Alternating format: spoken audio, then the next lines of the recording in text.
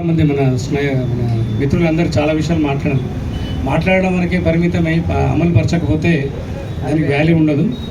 ఎందుకు అంటే ఇప్పుడు ఫర్ ఎగ్జాంపుల్ నేను నాచారం రోడ్ మీద ఎక్కడో ఒక దగ్గర వెహికల్ చెకింగ్ చేస్తుంటే మీకు తెలిసిన మీ పోలీస్ ఆఫీసర్తోనో లేకపోతే తెలిసిన మీకు మీ పెద్ద మనిషితోనో నాకు ఫోన్ చేసి సార్ మావాడు ఇది ఒక్కసారి వదిలిపెట్టండి సార్ అంటాడు. సరే ఉన్న పరిచయంతోనే లేకపోతే ఏదో వదిలేస్తాం. నేను వదిలేస్తాను కానీ యాక్సిడెంట్ వదిలేదు. యాక్సిడెంట్కి రిఫరెన్స్ పనిచేయదు. నేను వదిలేస్తానేమో కానీ యాక్సిడెంట్ వదిలేదు. దయచేసి నా అప్పీల్ ఏంటంటే రోడ్ యాక్సిడెంట్ మన వెహికల్ చెకింగ్లో ఎవరు కూడా కొంచెం చెప్పకండి. వాళ్ళకేం పెద్ద పెద్ద కేసులు కావు ఇవి. వాళ్ళని కరెక్ట్ చేస్తున్నాం.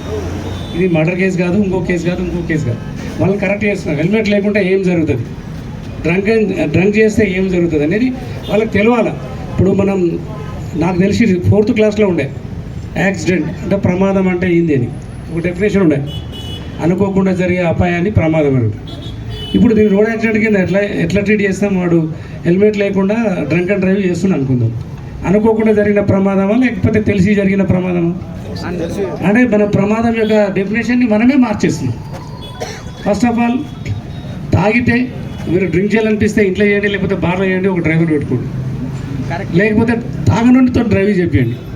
మీకు తాగొద్దని మేము అంటలేము, మీ యొక్క ఆనందానికి మేము అడ్డొస్తలేము. తాగి డ్రైవ్ చేయొద్దని మాత్రమే అంటున్నాం. మీరు తాగి డ్రైవ్ చేయొద్దు. నెక్స్ట్, నీ కొడుకు మన బుల్లెట్ వేసుకొని వస్తుంటేనో లేకపోతే 350cc బండ్లు వస్తుంటేనో చిన్నగా ఉన్నప్పుడు మనకు ఒక పద్యం ఉండే, పుత్రుడు జన్మించినప్పుడే కాదు వాడు ఎదిగినప్పుడు పబ్లిక్ ఒప్పుకుంటే వాడు డ్రైవ్ చేస్తుంటే నా కొడుకు కట్లు పడుతున్నాడు అని కాదు. నీకు ఇప్పించిన బండి క్యాలిబర్ ఎంత, వాడు ఎంత సేఫ్లో పోతున్నాడు, మన ఏరియాలో ఉన్న రోడ్ ఎలా ఉంది, రోడ్ కండిషన్ ఎట్లా ఉంది, నా కొడుకు ఏ బండిలో పోతున్నాడు, ఎట్లా పోతున్నాడు.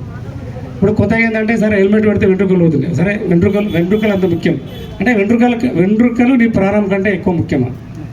హెల్మెట్ పెడితే వెంట్రుకలు అవుతాయి కానీ హెల్మెట్ తీసేస్తే ప్రాణమే అవుతుంది. రీసెంట్గా ఒక విఐపి డిప్యూటీ సీఎం సార్ పోతున్నప్పుడు నేను మా ప్రభాకర్ రెడ్డి గారు ఐ విట్నెస్. ఒక స్కూటీ స్కిడ్ అయింది. ఆయనకు ఎందుకు స్కిడ్ అయిందో అర్థం కాదు. ట్రాఫిక్ ఇంకా ఆయన వస్తుండని చెప్పి మేము ట్రాఫిక్ క్లియర్ చేస్తున్నాము. స్కిడ్ అయ్యి కింద పడాడు. దాని వెంబడి ఒక డీసీఎం వచ్చింది.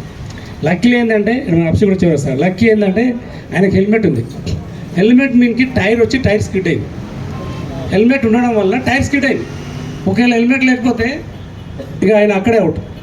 ఒక పెద్ద మనిషి, ఒక ఇంట్లో సంపాదించే వ్యక్తి, ఫర్ ఎగ్జాంపుల్ ఒక కొడుకు 10th క్లాసో ఇంటర్మీడియట్లో టాప్ క్లాస్ చదువుతున్నాడు.